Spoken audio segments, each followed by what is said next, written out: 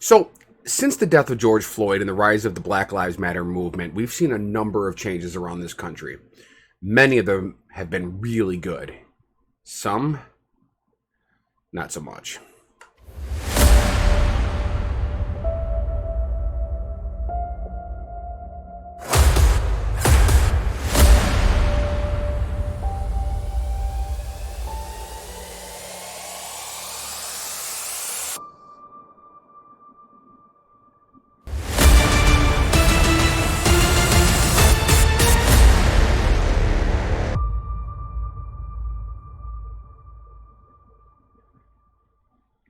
So, there is no doubt that we have seen this reactionary change that's been going on across the country, mostly at the corporate level. So we've seen like Aunt Jemima change the logoing on their packaging of their syrup. Number of companies like that. That was kind of like the big one that jumps out. But there's been a number of moves, like Trader Joe's has done it, where even retailers have decided to change branding on things that are offensive to people of black and brown descent, especially those African Americans that have a ancestral history in the slave trade. I personally applaud that movement. What we've seen, though, which is more concerning, is this move or reaction from people that are offended by the changes. And what do I mean by that? Well, there are people that actually defend the existence of offensive terminology in marketing, that somehow there is a cultural or historical significance to these things, and that should not be washed away. For example, the other thing, the flip side of that, is the Confederate monuments that we see dotted all around the South to General Lee and stuff like that. The problem with that is that the majority of the statues that you see to these Confederate generals down south, they were funded by the Ku Klux Klan. This was in the Jim Crow era, the Reformation into the Jim Crow era. The Ku Klux Klan actually funded the placing of a lot of these statues. It was kind of like a thumb of the nose to the black and brown community in that time period, the prior slaves that had been freed, and this was their fu to those people, and it's really unacceptable. So the other place that we've seen some not racist, that's the wrong word, but just culturally insensitive terminology that kind of harkens back to a time when racial slurs were much more accepted and benign in this country. We see it in sports teams. Cleveland Indians, for example. The other one that has got a lot of attention right now is the Washington Redskins. And they... wrong screen on that one. They... I have no idea what this picture is. Hold on. There we go. I found it. Okay, here we go. So this is the Washington Redskins. I film this live every day. No edits. Upload right to YouTube. So the Washington Redskins have been around for quite a number of years. They've had a good history, quality teams, some really good players over the years. They have been charged for a very long time with having a name that is culturally insensitive.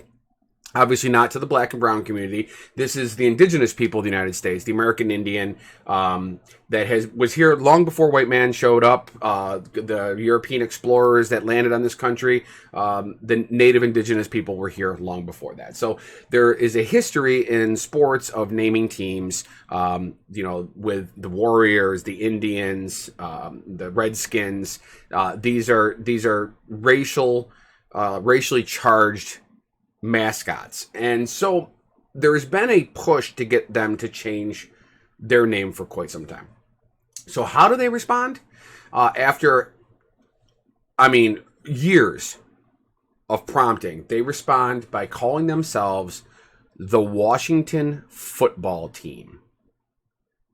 No mascot, just the Washington Football Team. Now, why would they do this? Well, I think there's a number of different ideas out there why they would do this. Did they, in the current COVID environment, did they not have the proper channels in order to put people together and get the brain trust going to come up with an appropriate name that is, honors the tradition of the team and the franchise and its fans? I don't think so. I don't think so. I think what you're seeing here is that the front office, the head honchos at the Washington Corporation that provides you with that football team decided that they did not want to alienate a large portion of their fan base. Why would they alienate a large portion of their fan base, you might ask? Well, I will tell you, because a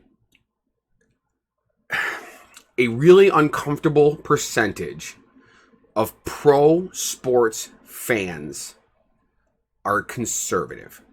I don't have statistics. Again, these are just my musings. I'm not a news organization. I'm giving you my opinion on things. But I feel like between football, NASCAR, hockey, a lot of these pro sports, maybe baseball to a lesser effect, but a lot of these pro sports tend to attract the same aggressive and heavily male-oriented, discipline-driven people.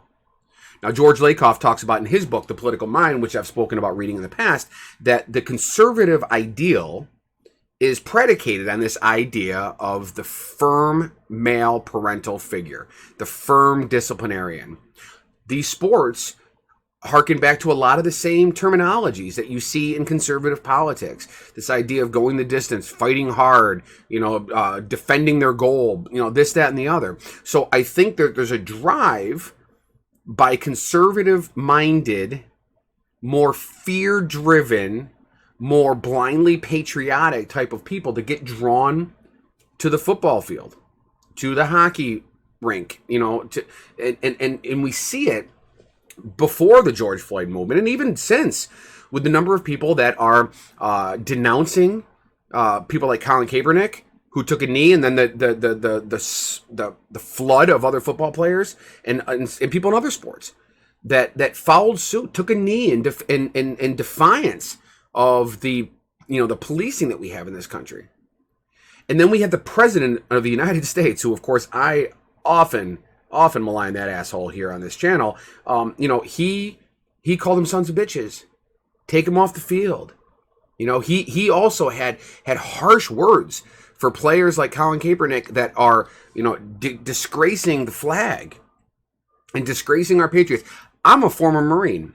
I served 4 years active duty in the Marine Corps. I was more than willing to lay down my life in defense of this country. And I think that everything that I did in my time in the military was there so that people have the freedom to protest anything in this country that they feel is wrong. And of course, the poor training and overly aggressive police forces, specifically in their policing of black and brown members of society, is wrong. And so the protests that you've seen, which really started with Colin Kaepernick but have grown from there, are absolutely appropriate. So what does this mean? What does this mean when you see the Washington football team? It means that the people in that front office did not want to give us a new name yet, because that new name would have enraged the racist.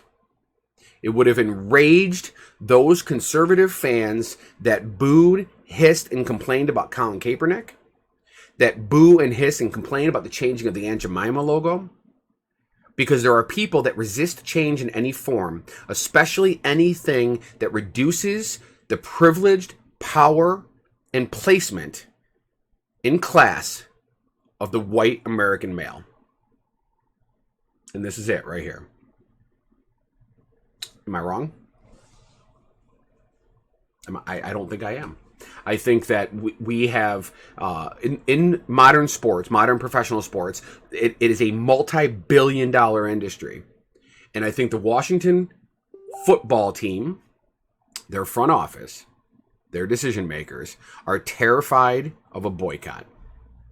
And so rather than take a stand, a real stand, they're going to choose to walk the middle and toe the line. Let's not offend the racist, and let's give in a little bit to the people asking for change. It's a cowardly move. It's a cheap move. They didn't even change their colors at all.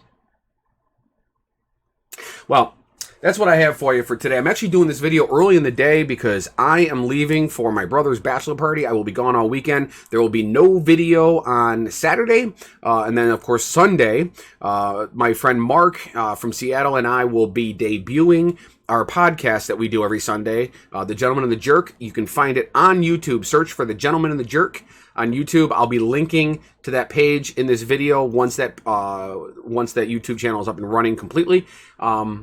Let me know what you think. Am I wrong about the Washington football team? Do you agree with me? Comment below. I always love the interactions. If you like this video, give me a thumbs up and subscribe to the channel if you haven't already. I post new things every day, usually right around dinner time on weekdays, and I'm going to keep this going as long as I can. The channel's growing actually really quickly right now. I've been fiddling with this channel for a number of years and finally devoted to one style, one format. It allows me to record a video in just about 20 minutes, get it uploaded real quick after doing a custom thumbnail. So I appreciate all of you that have been participating, commenting below, liking the channel, sharing the videos, and all that kind of stuff. Thank you for watching today's episode of the Daily Octane. You have yourself a great day. I'll see you guys on Monday.